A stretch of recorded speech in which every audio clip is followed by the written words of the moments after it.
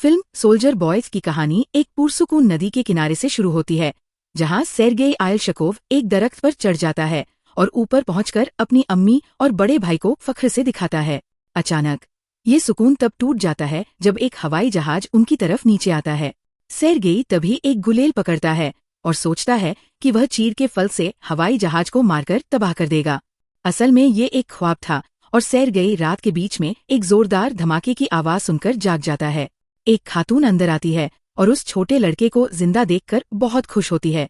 वह सेर्गेई को अपने साथ चलने और उसके बेटे के तौर पर रहने के लिए मनाने की कोशिश करती है, क्योंकि उसकी अम्मी और बड़े भाई पार्टिजन्स के साथ मारे गए थे। लेकिन अब बहुत देर हो चुकी थी। क्राउड पेट्रोल घर की तरफ आ रहे थे। वह खातून सेर्गेई को खिड़की से भागने पर मजबूर करती है और वह दौड़ता है। भागते वक्त सेर्गेई गांव के बहुत से घरों को जलते हुए देखता है। सेर्गेई अंधेरे और धुंधले जंगल में गुम हो जाता है। जब सुबह होती है तो वो पानी पीने के लिए नदी के पास जाता है और पानी पीने के बाद उसे कुछ मर्दों की गैर मुल्की ज़बान में बात करने की आवाज सुनाई देती है। वह छिपने के लिए सबसे करीबी दरख्त की तरफ भागता है। ठीक उसी वक्त जब 3 नाजी सिपाही नदी के किनारे से आ रहे होते हैं, जर्मन फिर खाना पकाने के लिए आग जलाते हैं। इस दौरान सेर्गेई अपने सर के ऊपर एक सांप देखता है, लेकिन वह तब तक खामोश रहने में कामयाब रहता है जब तक कि नाजी चले नहीं जाते। बाद में सेर्गेई जंगल में अपना रास्ता तलाशता रहता है। कई दिन हो गए थे जब उसने आखिरी बार खाना खाया था, इसलिए जब उसने जमीन पर कुछ बेर देखे तो उसने उन्हें खाने में हिचकिचाहट नहीं दिखाई। फिर पीछे धमाके होते हैं जिससे वह छोटा लड़का हैरान हो जाता है। बाद में उसे कुछ अजीब चीजें दिखने लगती हैं और उसे वहमी होने लगता है कि कोई उसके पीछे छुपा हुआ है। लेकिन सेर्गेई हिम्मत से खड़ा होता है और पीछे चिल्लाता है कि उसके पास एक राइफल है। वह आगे बढ़ता रहता है, लेकिन थक हार कर गिर जाता है। अगले दिन रूसी स्काउट्स की एक जोड़ी उसे ढूंढ लेती है और उसे बेस कमांडर कुज़नेत्सोव के पास ले जाती है, जो उस फ्रंट के इंचार्ज है। वह सेर्गेई को समझाते हैं कि वे एक ही तरफ है और उसे तसल्ली देते हैं। जवाब में सेर्गेई अपना तारुफ कराता है और कमांडर के हाथ को इस तरह मिलाता है जैसे कोई बड़ा आदमी मिलाता है। हर कोई उस जख्मी छोटे लड़के के लिए अफसोस महसूस करता है और उसका ख्याल रखता है। उसे कुछ खाना और पीने को देता है। बाद में काटिया नाम की एक मेडिक सेर्गेई के जख्मों पर दवा लगाती है। हर बार जब वह दवा मलती है तो उसे दर्द होता है, इसलिए काटिया उसे बहलाने और खुश करने के लिए एक टैंक बनाती है। जब वो बच्चा फ्रंट के बारे में सवाल पूछना शुरू करता है तो उसके पास लेटे कुछ जख्मी सिपाही उसे अदब से जवाब देते हैं। जल्द ही कुज़नेत्सोव अपने आदमियों का हालचाल जानने और सेर्गेई से बात करने के लिए मेकशिफ्ट हॉस्पिटल जाते हैं। वह मासूम बच्चा अपने साथ हुई हर बात को तफसील से बताता है और फिर कमांडर के मेडल्स और पिस्तौल में दिलचस्पी लेने लगता है। कमांडर की हैंडगन पकड़ने का मौका मिलने के बाद वह अपने पेट पर बना टैंक दिखाता है। कुछ देर बाद जब कमांडर फ्रंट लाइन पर जा रहे होते हैं तो काटिया कमांडर से इजाजत मांगती है कि क्या वे उस बच्चे को रहने दे सकते हैं। वह बताती है कि वे सब उसका ख्याल रखेंगे और वैसे भी वापस जाने के लिए कोई परिवार न होने के कारण वह एक अनाथालय में खत्म होगा। लेकिन कमांडर इस दरख्वास्त को ये कहते हुए ठुकरा देते हैं कि फ्रंट लाइन बच्चों के लिए जगह नहीं है। कुछ सिपाही वक्त निकालकर सेर्गेई से मेकशिफ्ट हॉस्पिटल में मिलने जाते हैं। वे उसके लिए एक दूरबीन और कुछ सेब भी तोहफे के तौर पर लाते हैं। एक शाम काटिया अपनी साथी नर्स से कहती है कि उसे नींद नहीं आ रही है क्योंकि वह परेशान है और सोचती है कि अगर उन्होंने सेर्गेई को भेज दिया तो वो उसे कभी नहीं देख पाएगी। लेकिन वो अकेली नहीं थी। कुछ सिपाहियों को भी ऐसा ही महसूस हो रहा था। वे सारे सिपाही कमांडर से बार बार विनती करते रहे कि उस लड़के को यही रहने दिया जाए, क्योंकि उनमें से बहुतों को सेर्गेई से लगाव हो गया था और वह उनका हौसला भी बुलंद रखता था। लेकिन कमांडर ने जोर दिया कि लड़के को जाना चाहिए और इसकी वाजिब वजह थी, जंग बच्चों के लिए जगह नहीं है। अगले दिन जर्मनों ने आगे बढ़ना शुरू कर दिया, लेकिन रूसियों ने उन्हें रोक लिया। उस जबरदस्त गोलीबारी के बाद एक सिपाही बच्चे को अनाथालय ले जाने के लिए इंतजार कर रहा था। कुज़नेत्सोव बैठ जाते हैं और उन्हें ये बुरी खबर सुनाने में मुश्किल होती है। सेर्गेई समझ जाता है कि क्या होने वाला है और उसकी आंखों में आंसू आ जाते हैं। तब कमांडर बच्चे को एक लकड़ी की पिस्तौल देते हैं और शुक्रगुजारी में सेर्गेई उन्हें जोर से गले लगा लेता है। कमांडर बच्चे को छोड़ने की हिम्मत नहीं कर पाते और अपना इरादा बदल देते हैं। फिर वह सेर्गेई से पूछते हैं कि क्या वह उनका बेटा बनना चाहेगा, और जाहिर है बच्चे ने हाँ में जवाब दिया। उस रात सिपाही जोश में भरकर सेर्गेई की फौजी वर्दी बनाने की योजना बनाने के लिए इकट्ठा होते हैं। इस बीच सेर्गेई जंग से पहले के अपने माजी की एक याद का ख्वाब देखता है पूरा परिवार एक बग्गी में घूम रहा है। सुबह तक कमांडर सेर्गेई को जगाते हैं और उसे वर्दी से हैरान कर देते हैं। वर्दी पहनने के फौरन बाद सेर्गेई खुशी से कैंप में दौड़ता है। सिपाही उस उत्साही बच्चे को देखकर उतने ही खुश थे, लेकिन तभी ऊपर हवाई जहाज दिखाई देते हैं। जर्मन बमबारी से माहौल खराब हो जाता है। रूसी तेजी से हरकत में आते हैं और सेर्गेई को एक खंदक में ले जाते हैं ताकि उसे महफूज रखा जा सके। बमबारी के बाद जख्मियों की तादाद बढ़ जाती है। सेर्गेई उस भगदड़ में कमांडर और काट्या को ढूंढने की कोशिश करता है।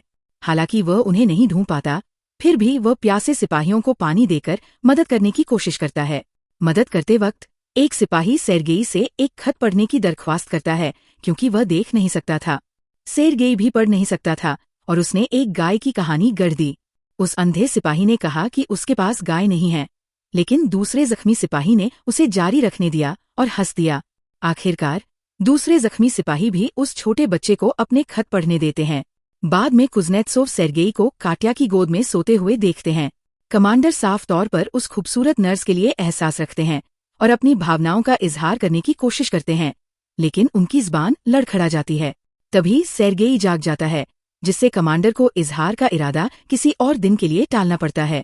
उसी दिन सेर्गेई 2 सिपाहियों के पास शेव करने का नाटक करता है, जो उससे पूछते हैं कि क्या ये किसी डेट के लिए है, लेकिन सेर्गेई साफ जवाब देता है कि सिपाही डेट पर नहीं जाते। अगले दिन सेर्गेई अपने वालिद कमांडर से पूछता है कि क्या उनके लिए कोई काम है। कुज़नेत्सोव उसे बिना किसी हिचकिचाहट के फ्रंट लाइन पर खत पहुंचाने का हुक्म देते हैं। वह छोटा लड़का खत लेता है और उन्हें सिपाहियों को सौंप देता है, जिससे तनाव कम हो जाता है। इसके बाद अपनी दूरबीन से खेलते वक्त उसे घास के बीच एक संदेहास्पद टांग दिखाई देती है। फिर वो खाना खा रहे सिपाहियों के पास दौड़ता है और इसकी रिपोर्ट करता है। पहले तो सिपाहियों को उस पर यकीन नहीं होता, लेकिन फिर भी वे जांच करने का फैसला करते हैं। सेर्गेई रास्ता दिखाता है और उन्हें बताता है कि दुश्मनों को कहाँ मिलेगा। ये सच निकलता है। घास के पास 2 दस्ते छुपे हुए थे। जर्मन जवाबी हमला करने की कोशिश करते हैं, लेकिन रूसी उन पर हावी हो जाते हैं। मुठभेड़ के दौरान सेर्गेई एक रेडियो बरामद करता है। बाद में कुज़नेत्सोव को अपने दाहिने हाथ के आदमी से सेर्गेई की कामयाबी के बारे में पता चलता है। कमांडर उस बच्चे पर और भी ज्यादा हैरान होते हैं, क्योंकि सेर्गेई ने इसके बारे में एक लफ्ज भी नहीं कहा था।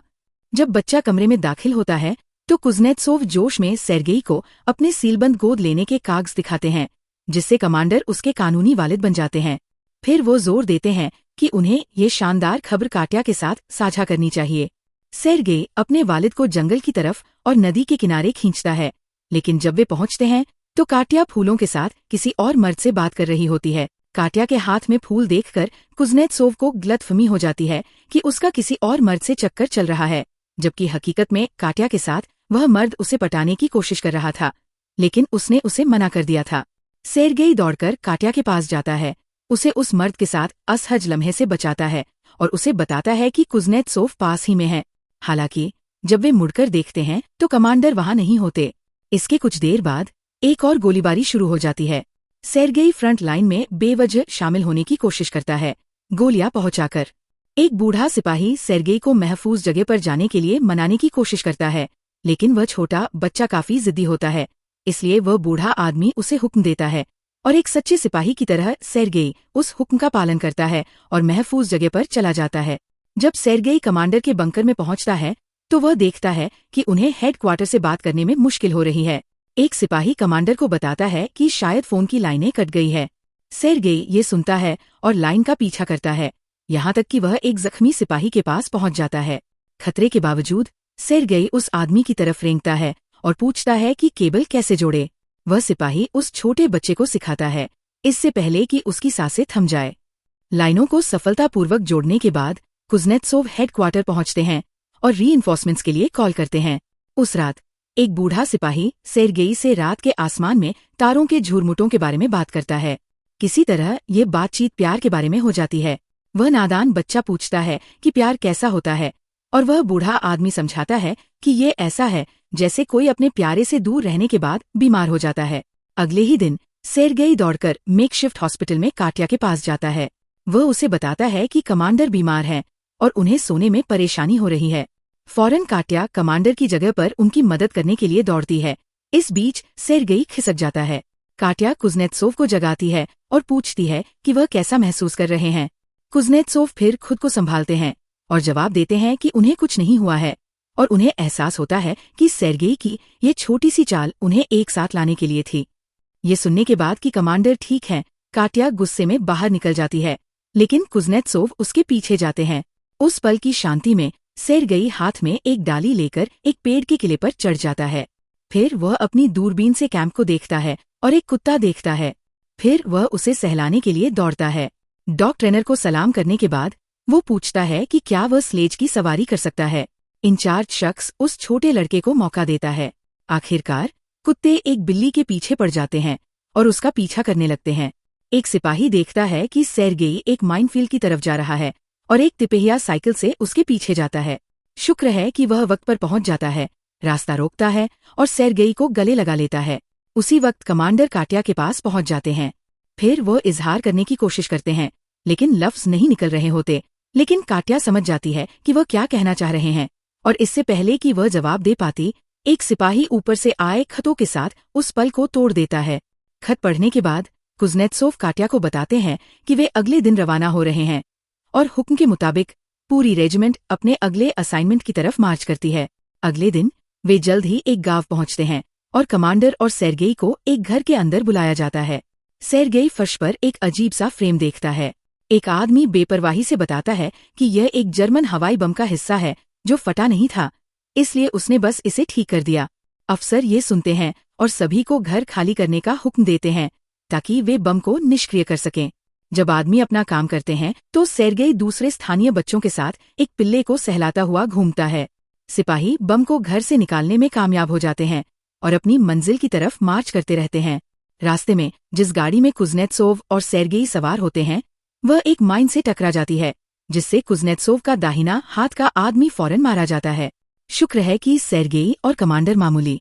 जल्द ही वे अपनी मंजिल पर पहुंच जाते हैं। कुज़नेत्सोव जनरल से मिलकर अपनी रिपोर्ट देते हैं। सेर्गेई कमरे में दाखिल होता है और एक मुख्तसर बातचीत के बाद जनरल उस छोटे लड़के की समझदारी और फौजी रवैये से बहुत मुतासिर होते हैं। अगले दिन कुज़नेत्सोव की रेजिमेंट को गार्ड्स का झंडा उठाने का बड़ा एजाज मिलता है और जनरल सेर्गेई की वर्दी पर एक बैज लगाते हैं। पूरी कंपनी उस छोटे लड़के को मुस्कुराते हुए देखती है जब वो मार्च करता है। कुछ देर बाद रूसियों पर हमला होता है और एक तोप का गोला खंदकों से टकराता है, जिससे कमांडर दब जाते हैं।